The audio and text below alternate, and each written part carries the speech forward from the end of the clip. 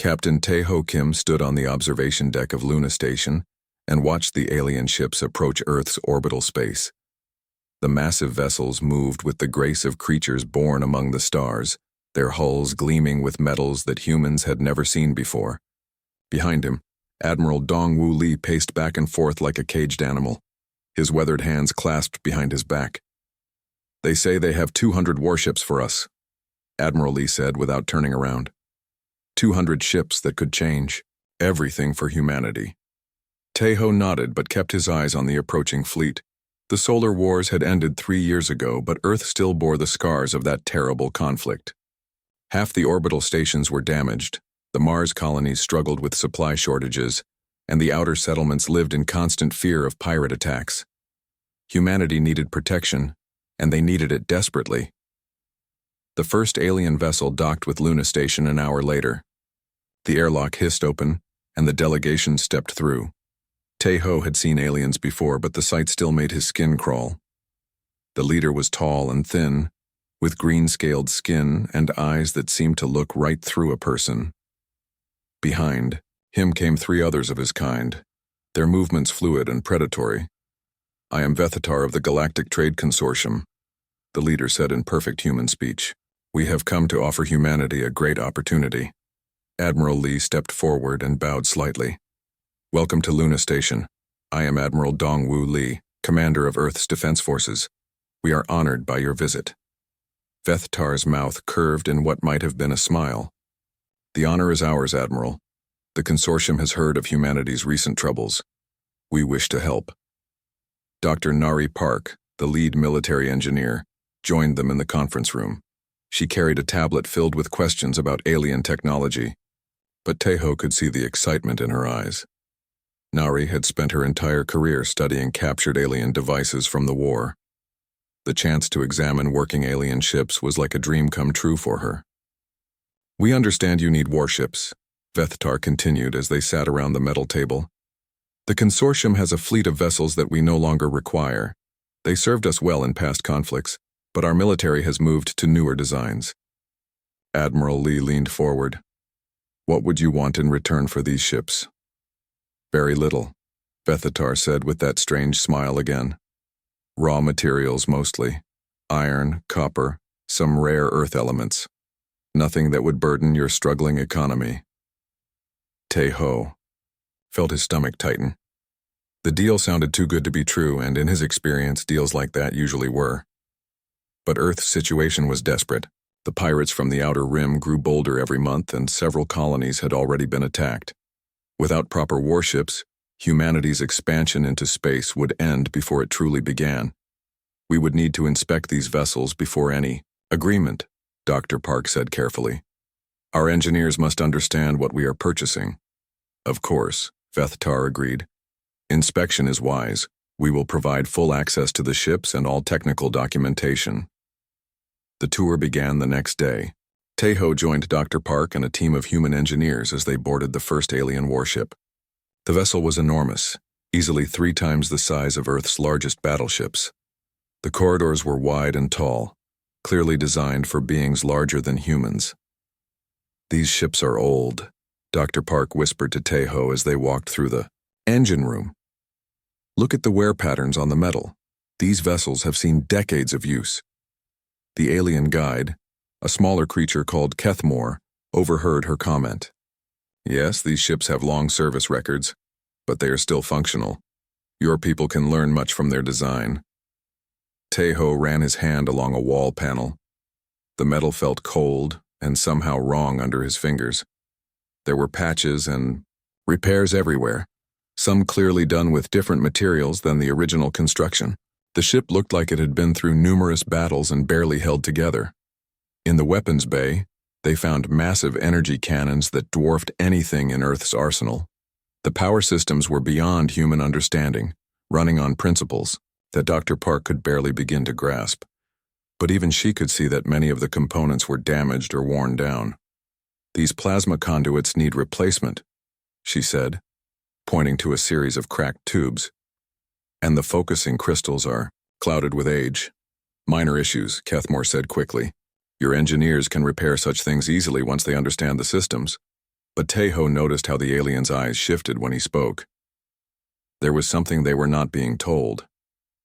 The inspection continued for 3 days. Each ship they visited showed the same pattern of age, wear, and barely functional systems. Some vessels had holes in their hulls that had been patched with different materials. Others had engine problems that made them shake and groan even while docked. Young engineer Ji-Woo Han was the first to notice something truly troubling. He was examining the computer systems of the 5th ship when he called Dr. Park over. "Look at this," he said quietly, pointing to a section of damaged wiring.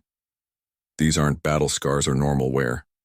Someone deliberately cut these connections and then tried to hide the damage." Dr. Park studied the wiring closely. Ji-Woo was right.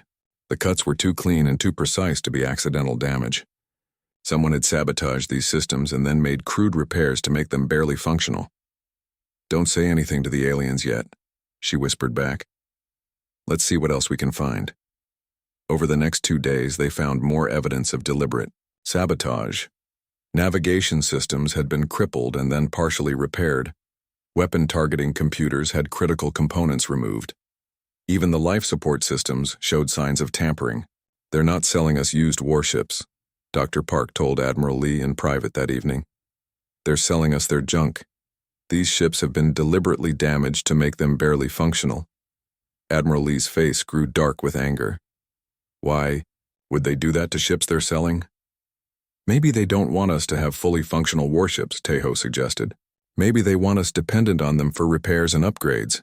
But even with this knowledge, Earth's leaders faced an impossible choice. The alien ships were damaged and sabotaged, but they were still the most advanced vessels humanity had ever seen. Without them, Earth's colonies remained defenseless. With them, at least there was hope of protection and maybe even improvement. The negotiations continued for another week. Vethtar and his delegation remained polite and helpful, never admitting to the damage they all knew existed. They provided technical manuals and even offered training for human crews. The price remained impossibly low. In the end, desperation won. Admiral Lee signed the agreement, trading Earth's precious raw materials for 200 ships that were little more than space-worthy scrap metal.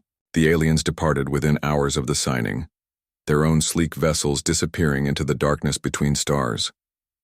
As the damaged alien warships were towed to human shipyards around Luna and Mars, Tai-Ho stood once again on the observation deck. Dr. Park joined him, her tablet now filled with notes about the ship's many problems. "We've been played," she said quietly. "They sold us their garbage and made us grateful for it." Tejo nodded, watching the last of the alien hulks disappear into the distance. "Maybe. But Ji-Woo found something else today. These ships might be damaged, but the underlying technology is still incredible. If we can figure out how it works, maybe we can fix more than just the sabotage." Dr. Park looked at him with new interest. "You think we can make these ships work properly?" "I think we have to," Tejo replied. "Because if we can't, humanity's expansion into space ends here, and I'm not ready to accept that." The first phase of humanity's greatest challenge had begun. They had bought a fleet of broken dreams, but sometimes broken things could be rebuilt stronger than before. The aliens had underestimated human stubbornness and ingenuity. That mistake would cost them dearly. 6 months after the alien deal, Commander So Young Choi sat in the command chair of the rebuilt warship Thunderstrike and watched her fleet fall apart around her. The pirates had come to Titan expecting easy prey, but they had not expected any resistance at all. Now they were learning just how wrong they could be, though not in the way So Young had hoped. The Thunderstrike shuddered as another plasma conduit overloaded. Red warning lights flashed across the bridge while her engineering crew worked frantically to keep the ship functional. Around her, the hastily repaired alien vessels that made up humanity's new defense fleet were performing even worse than expected. "Captain, the Morning Star has lost main power," reported Lieutenant Kyungmin Jang from the communications station. "They're drifting and taking heavy fire from 3 pirate vessels." So Young gritted her teeth and watched the tactical display. The hegemony pirates had brought 12 ships to raid Titan's mining facilities. Earth's defense force had responded with 15 of their rebuilt alien warships. On paper, Humanity should have won easily. In reality, half her ships were barely functional. "Weapons target the lead pirate vessel," she ordered. "Fire all forward batteries."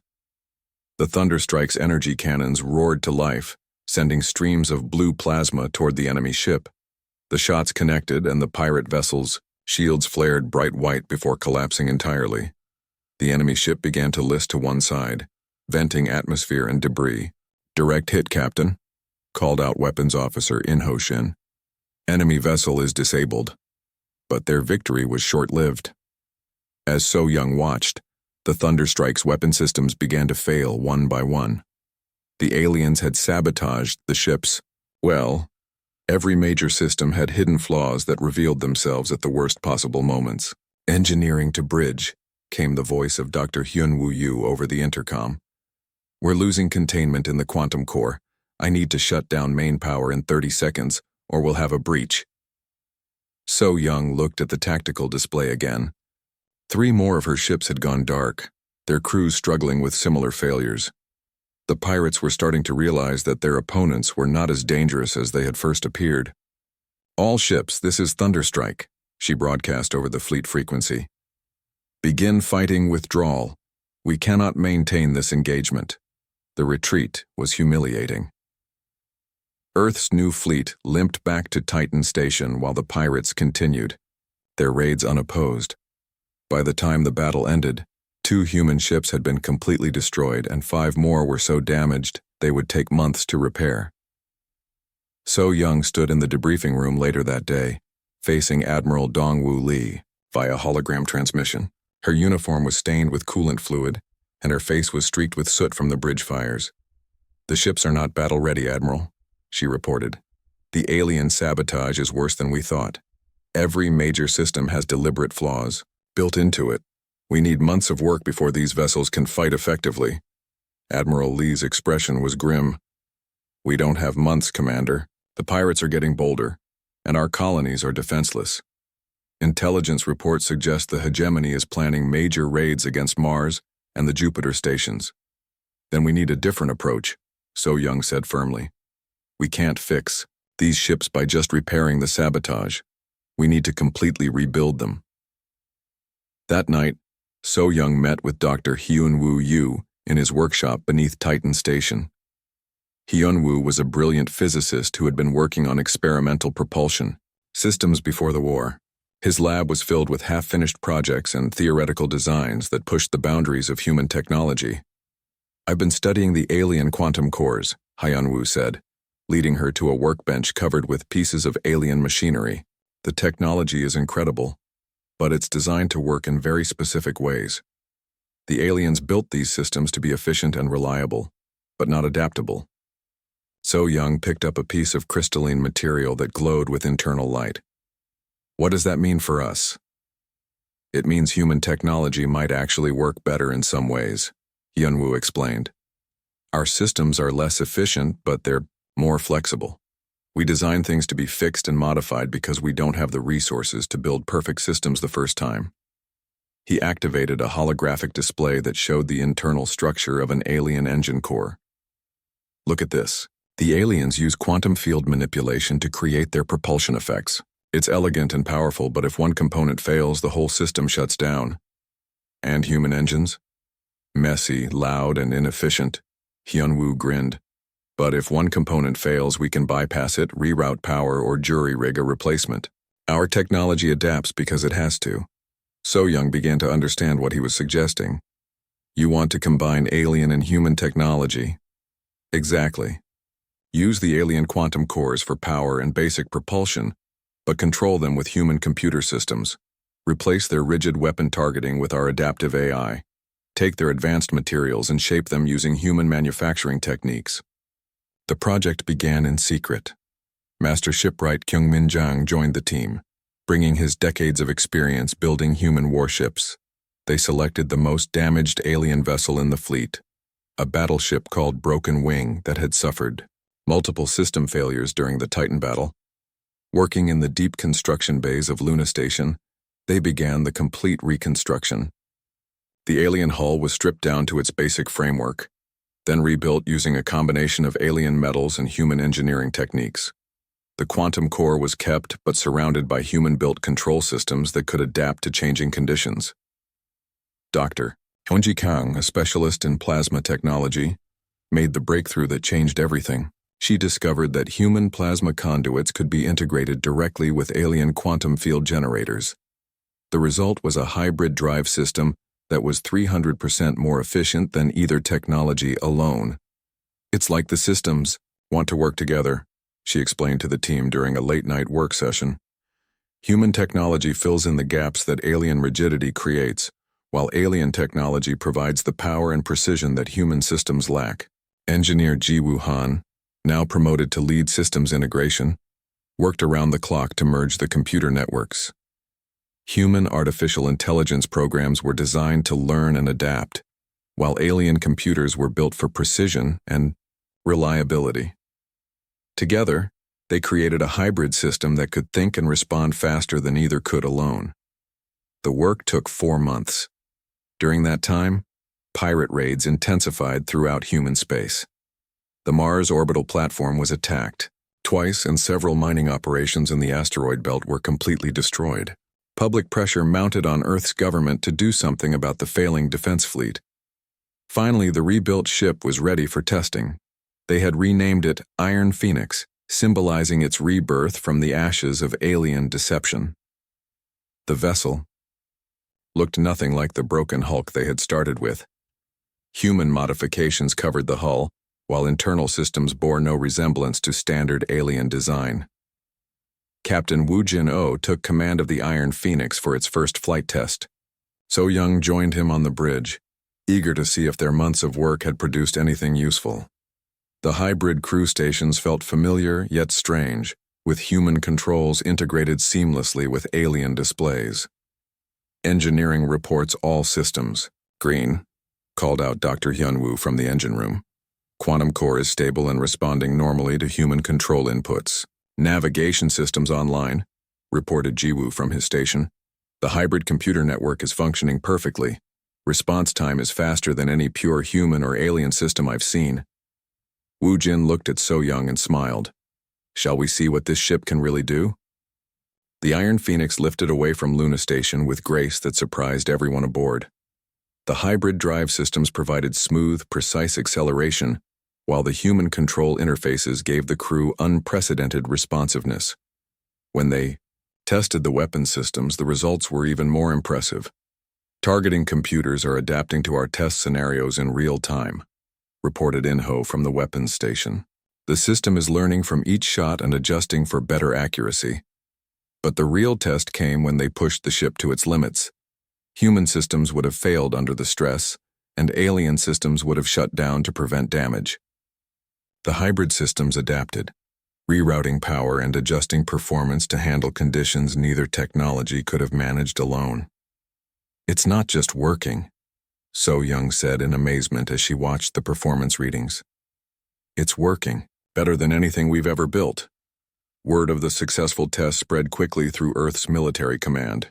Admiral Lee authorized the immediate conversion of 12 more alien hulks using the same techniques.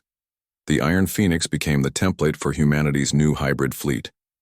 But as the rebuild program accelerated, reports arrived from the outer colonies that made everyone realize their work was more urgent than ever. The pirates were organizing into larger fleets, and intelligence suggested that hostile alien factions were beginning to take notice of human space. Humanity had turned alien scrap into something new and powerful, but the real test would come when they faced enemies who expected them to fail. The Kethmori slave ships dropped out of hyperspace around New Seoul like vultures descending on a corpse. Admiral Haewon Park watched them arrive on the long-range sensors of her flagship Iron Phoenix, counting 37 vessels of various sizes. The slavers had come expecting easy prey from the agricultural world that fed half of humanity's outer colonies. "They have no idea what they're walking into," said Captain Woo Jin-oh from his position at the tactical station. The bridge of the Iron Phoenix hummed with quiet efficiency as the hybrid human-alien systems prepared for battle. Haewon had been promoted to fleet command after the successful testing of the hybrid ships. In the 8 months since the Iron Phoenix first flew, Humanity had converted 43 of the alien hulks into hybrid warships.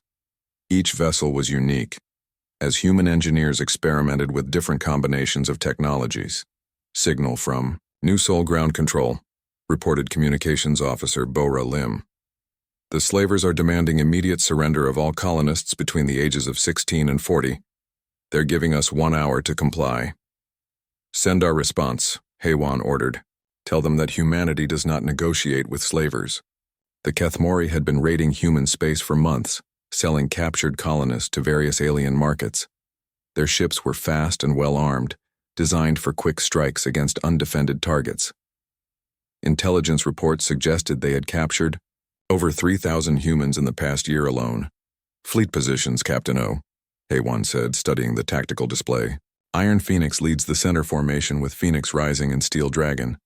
Thunderstrike and Morning Star take the right flank with 4 escort vessels. Lightning Bolt leads the left flank with 5 ships, including the new hybrid cruiser Victory Song.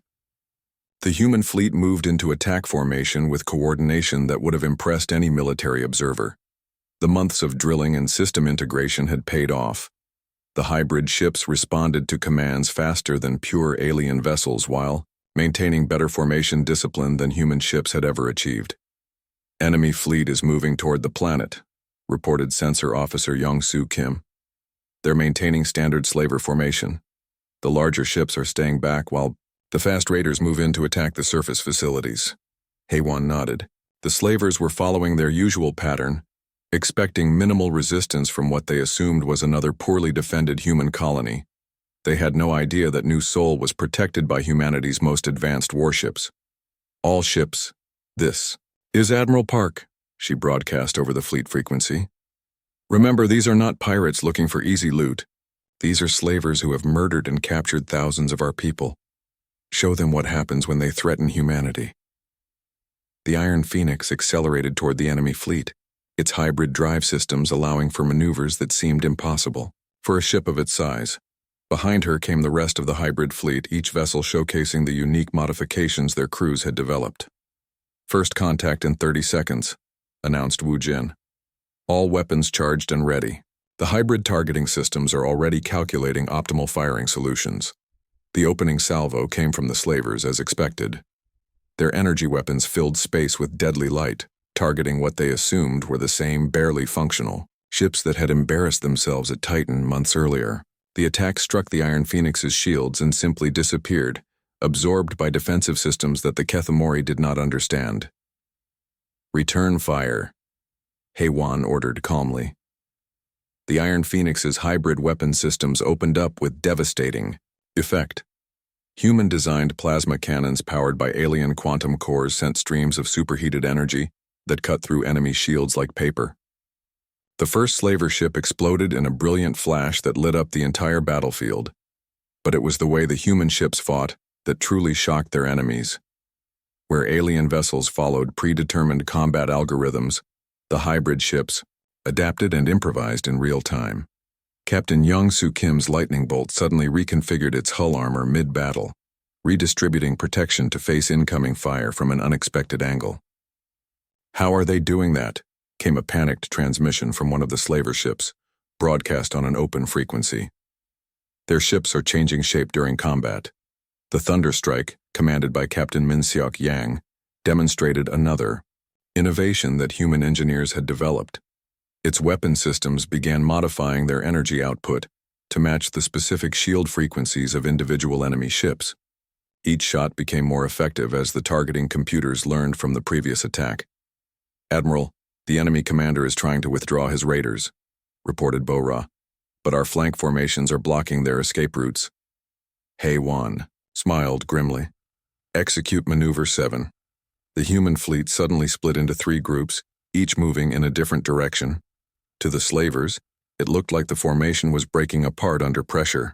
They immediately moved to exploit what they thought was a tactical mistake. Instead, they flew directly into a trap. The 3 human formations converged on the slaver fleet from different angles, catching them in a crossfire that no pure alien or human fleet could have coordinated. The hybrid computer systems allowed instant communication and tactical adjustment between ships. Enemy flagship is taking heavy damage, called out Wu Jin.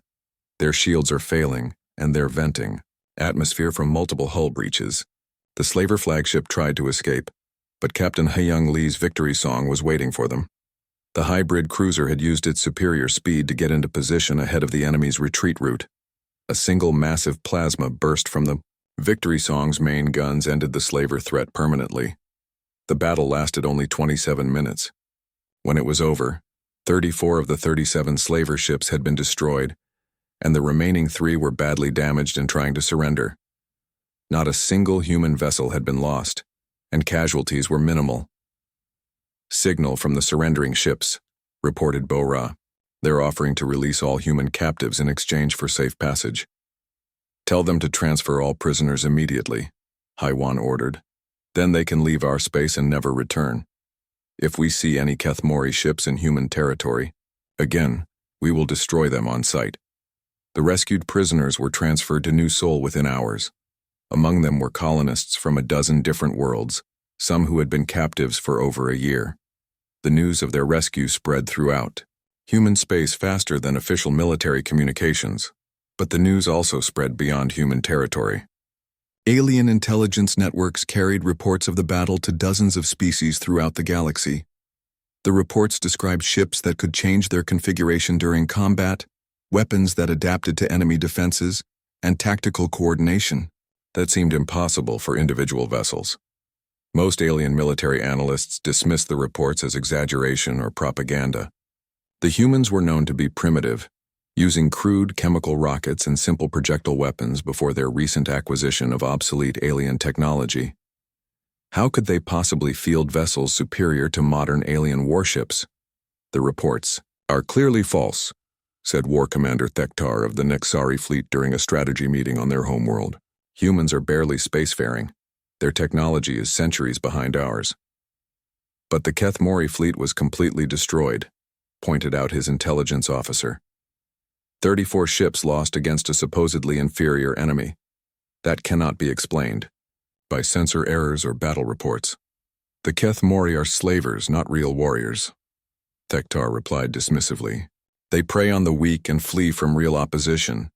If humans can defeat them, it only proves that slavers make poor soldiers." Similar conversations took place throughout alien space. The consensus was clear: humans might have won a minor victory against a raiding fleet, but they posed no real threat to established galactic powers. The reports of shape-changing ships and adaptive weapons were obviously propaganda designed to intimidate future attackers. This attitude suited humanity perfectly. While alien powers debated the accuracy of battle reports, human engineers continued their work in secret. The hybrid program expanded rapidly, with new innovations appearing every month. Ships that could reconfigure their internal structure during combat, weapons that learned from enemy tactics, and defensive systems that became stronger with each attack they endured. Dr. Hyun-Woo Yu, now Chief of Hybrid Technology Development, unveiled his latest creation during a classified briefing at Luna Station. "We've developed what we call adaptive armor," he explained to a room full of military officers. "The hull plating can actually change its molecular structure in response to incoming damage. Each attack makes the armor more resistant to similar attacks." Admiral Dongwoo Lee studied the technical specifications with growing excitement. "How effective is this adaptation?" "In testing, a section of adaptive armor became completely immune to plasma weapons after being exposed to only 5 shots," Hyun-Woo replied. "The material learns and evolves to counter whatever is used against it." Captain Tae-ho Kim, now commanding his own hybrid battleship, raised his hand. "What about energy requirements? This kind of real-time molecular change must consume enormous amounts of power. That's where the alien quantum cores really prove their worth." Thektar of the Galactic Trade Consortium coiled his serpentine body in the command chamber of his flagship and watched the tactical displays with growing concern. The reports from across human space painted a picture he had not expected to see. The primitive species that had gratefully accepted his consortium's discarded scrap metal was somehow fielding a fleet that made experienced military analysts nervous. "The humans destroyed another pirate fleet yesterday," reported his intelligence officer Kethmore. The hegemony raiders attacked their mining station at Ceres and lost 11 ships. The humans suffered no casualties. How is that possible? Vethtar hissed. We sold them broken ships with sabotage systems. They should barely be able to maintain orbit, let alone win battles against experienced raiders. The reports suggest they have rebuilt the ships extensively. Our sources indicate that human engineers have combined their primitive technology with our advanced systems in ways that were not anticipated. Vethtar studied the intelligence reports with mounting alarm. The consortium had deliberately sold humanity their most damaged and obsolete vessels, expecting the humans to remain dependent customers for repairs and upgrades. Instead, these primitive beings had somehow turned worthless scrap into functional warships. Contact War Prime Korath of the Nexari fleet, Vethtar ordered. Tell him we have a contract opportunity that may interest him. The Nexari were professional, military contractors, soldiers who sold their services to whoever could afford their fees. They had never lost a campaign in their 300-year history, and their reputation for ruthless efficiency was known throughout the galaxy. War Prime. Korath arrived at the consortium station 3 days later aboard his massive dreadnought Eternal Victory. The Nexari leader was an impressive figure, standing nearly 3 meters tall with 4 arms and skin that seemed to be made of living metal. His species had evolved on a high-gravity world where only the strongest survived. You wish to hire the Nexari fleet to eliminate a primitive species? Korath asked during their meeting. This seems beneath our usual standards. The humans have become a threat to galactic stability, Vethtar explained carefully. They are developing military technology at an unprecedented rate. If they are not stopped soon, they may pose a danger to established civilizations. Korath studied the battle reports that Vethtar provided. These accounts seem exaggerated. No species could advance from primitive chemical rockets to effective space warfare in less than 2 years. Nevertheless, the consortium is willing to pay premium rates for their complete elimination, Vethtar said. 300 ships, full military campaign, no survivors. The War Prime considered the offer. The Nexari fleet was expensive to maintain, and the consortium's payment would fund their operations for several years. More importantly, the campaign would be quick and easy, requiring minimal resources against what was clearly an inferior opponent. The Nexari accept your contract, Korath declared. We will eliminate this human threat within 1 standard month. Fleet.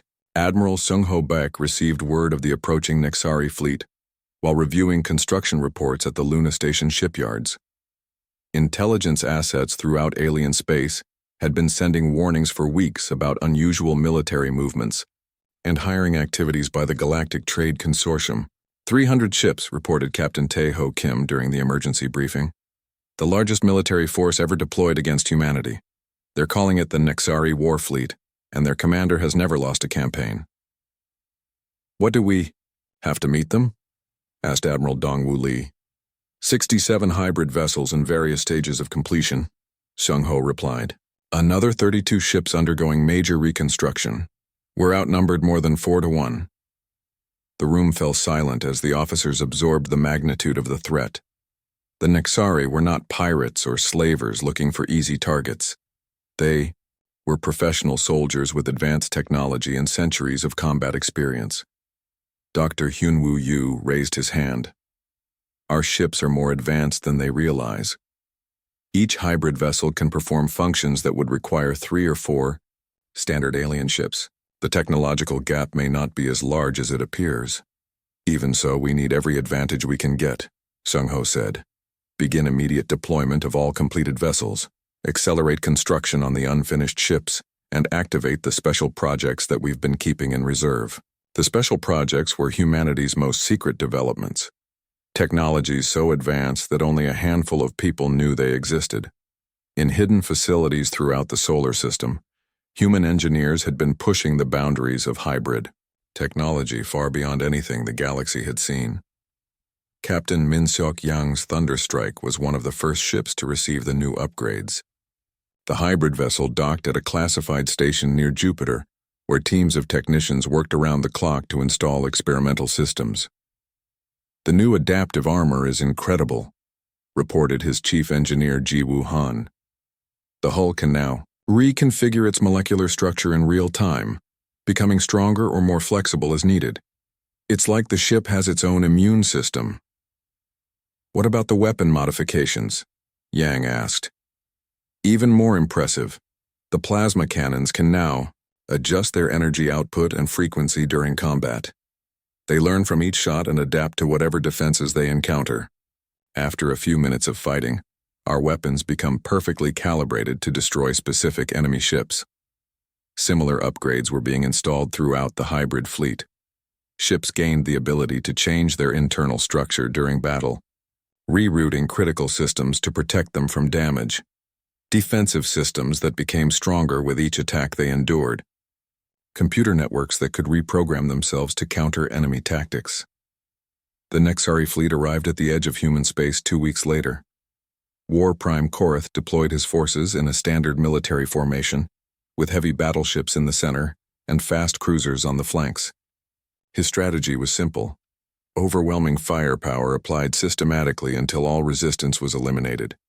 Scan the human fleet, Korath ordered from his command throne. I want detailed analysis of their capabilities before we begin the attack. The Ardan sensor reports confused his tactical officers. War Prime, the human ships are not matching any known configurations. Their energy signatures are unlike anything in our databases. Explain. The vessels appear to be constructed using a combination of multiple technologies. Our computers cannot classify them according to standard military categories. Korath studied the sensor displays himself. The human ships were clearly built around alien hulls probably purchased from the consortium. But the modifications were extensive, creating hybrid vessels that defied easy analysis. No matter, he decided. Primitive technology is still primitive, regardless of how it is combined. Begin the attack. The first battle took place near the Mars orbital platform. Captain Hae-Young Lee's victory song led a small task force of 12 hybrid vessels against 50 Nexari ships. The odds seemed hopeless, but Lee had orders to test the enemy's capabilities before the main fleet engagement. Enemy fleet closing. To weapons range, reported her tactical officer. They're maintaining standard attack formation. Wait for them to fire first, Lee ordered. Let our adaptive systems analyze their weapons before we respond. The Nexari opened fire with a massive barrage of energy weapons and projectile systems. The attacking force expected to overwhelm the small human fleet within minutes. Instead, they watched in confusion as their weapons seemed to have minimal effect. Their shields are adapting to our attack frequencies, reported a Nexari sensor. Operator, each shot is becoming less effective than the previous one. Impossible, replied the Nexari commander. No shield system can adapt that quickly. But the human ships were not just adapting their defenses. The Victory Song and her escorts began their counterattack using weapons that modified themselves with each shot. The first human plasma burst barely scratched Nexari shields. The second shots were more effective. By the third salvo, human weapons were cutting through enemy defenses like they didn't exist. Enemy flagship is taking critical damage, called out Lee's weapons officer. Their shield grid has completely collapsed. The Nexari commander tried to withdraw his forces, but the human ships moved to block their escape routes. The hybrid vessels could change their acceleration and maneuvering characteristics in real time, becoming faster or more agile as the tactical situation required. When the battle ended, 43 Nexari ships had been destroyed or disabled. The human task force had suffered damage but no casualties. More importantly, they had learned exactly how Nexari weapons and defenses worked. Signal all human ships. Lee broadcast over the fleet frequency. Upload the tactical data from this engagement. Now we know how to beat them. War Prime Korath received the battle reports with growing disbelief. His advance force had been not just defeated, but annihilated by a vastly smaller enemy fleet. The humans were fighting with technology that seemed to violate basic laws of physics. They have ships that change their capabilities during combat, his intelligence officer reported. Vessels that become stronger as they take damage. Weapons that learn how to defeat specific targets. We are facing an enemy unlike anything in our experience. Supreme Admiral Do-Hyun Kwan stood in the construction bay of Luna Station and watched the final preparations on humanity's ultimate weapon. The massive vessel stretched for nearly 2 kilometers, its hull a seamless blend of alien materials and human engineering that seemed to shift and flow like living metal. They had named it humanity's Doombringer, and it represented everything humanity had learned from 2 years of hybrid technology development. Final systems check complete, reported Chief Engineer Dr. Yoon-Ji Kang. All primary and secondary networks are online. The adaptive armor is responding normally and the weapon systems are calibrated for maximum effectiveness. The Doombringer was built around the carcass of an alien super dreadnought that the consortium had included in their original scrap deal. The massive hull had been completely gutted and rebuilt using the most advanced hybrid technologies humanity could create. But it was more than just a warship. The vessel was designed to be a mobile factory, constantly rebuilding and improving itself during combat. Captain Jae-hoon Ro had been selected to command the ship after demonstrating exceptional tactical ability during the battles against the Nexari advance forces. He stood beside Do-hyun, studying the technical specifications with a mixture of excitement and concern. "Are we certain the AI systems are stable?" Ro asked. "A ship that can reprogram itself during battle could become unpredictable." "The AI is a hybrid system like everything else on this ship," explained Dr. Hyun-woo Yu, joining them at the observation window. "Human creativity combined with alien computational power. It learns and adapts, but it maintains human values and decision-making patterns." The artificial intelligence running the Doombringer was humanity's greatest technological achievement. The system combined human neural network designs with alien quantum processors, creating a form of digital consciousness that could think and react faster than any purely biological mind. Most importantly, it understood human tactical thinking, while processing information at superhuman speeds. "Signal from Admiral Seung-ho," reported Communications Officer Bo-ra Lim. "The Nexari main fleet has entered the outer solar system. They're requesting immediate surrender or they will destroy all human colonies." Do-hyun looked at the tactical displays showing the approaching enemy force. War Prime Korath had brought his entire fleet to end humanity's resistance once and for all. 300 ships of various classes, all armed with the most advanced weapons the Nexari military could deploy. "Send our response," Do-hyun ordered. "Tell them that humanity does not surrender to anyone." The final battle began in the space between Mars and Jupiter. The Nexari fleet deployed in a massive formation designed to overwhelm any opposition through sheer firepower. Korath had learned from his previous defeats and arranged his ships to attack from multiple directions simultaneously. Against this force, humanity deployed the Doombringer alone. "Are you insane?" Korath broadcast on an open frequency when he saw the human response. "You send one ship against my entire fleet. I offer you one final chance to surrender before I destroy you all." Captain Ro responded calmly from the Doombringer's bridge. "We decline your offer. Humanity has never surrendered to alien aggression, and we will not start today." "Then you will die bravely but pointlessly," Korath replied. "All ships, open fire. Destroy the human vessel." The Nexari fleet unleashed a coordinated barrage that should have vaporized any ship in space. 300 vessels firing simultaneously created an energy storm that lit up space like a newborn star. When the light faded, they expected to see nothing but debris.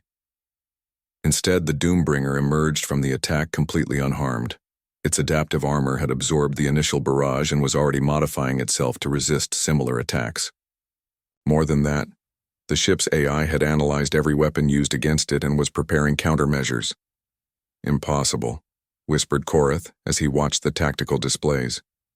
"No ship can survive that level of concentrated firepower." The Doombringer's response was devastating. Its weapon systems had learned from every battle humanity had fought against the Nexari. Each shot was perfectly calibrated to penetrate specific enemy defenses, and the ship could fire in all directions simultaneously, while maintaining perfect accuracy.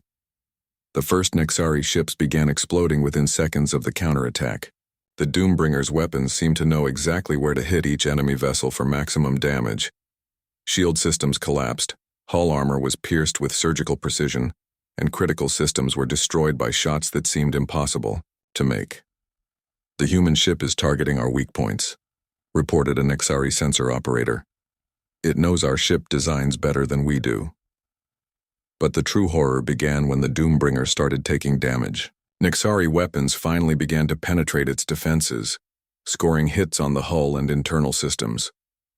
The alien commanders expected this to be the beginning of the end. Instead, they watched the human ship begin to heal itself. Damaged hull sections flowed like liquid metal, reforming into new configurations that were stronger than before. Destroyed weapon systems rebuilt themselves with improvements based on battle data. The ship was not just repairing damage, it was evolving in real time. "It's learning from our attacks," Korath said in growing panic. "Every hit makes it stronger." The Doombringer began to change shape during the battle, its hull flowing into new configurations optimized for the current tactical situation. When the Nexari attacked from above, the ship became flatter and more streamlined. When they concentrated fire on one section, that area grew thicker armor while other sections became more agile. Captain Rowe watched from the bridge as his ship adapted to each new threat. "AI status report," he called out.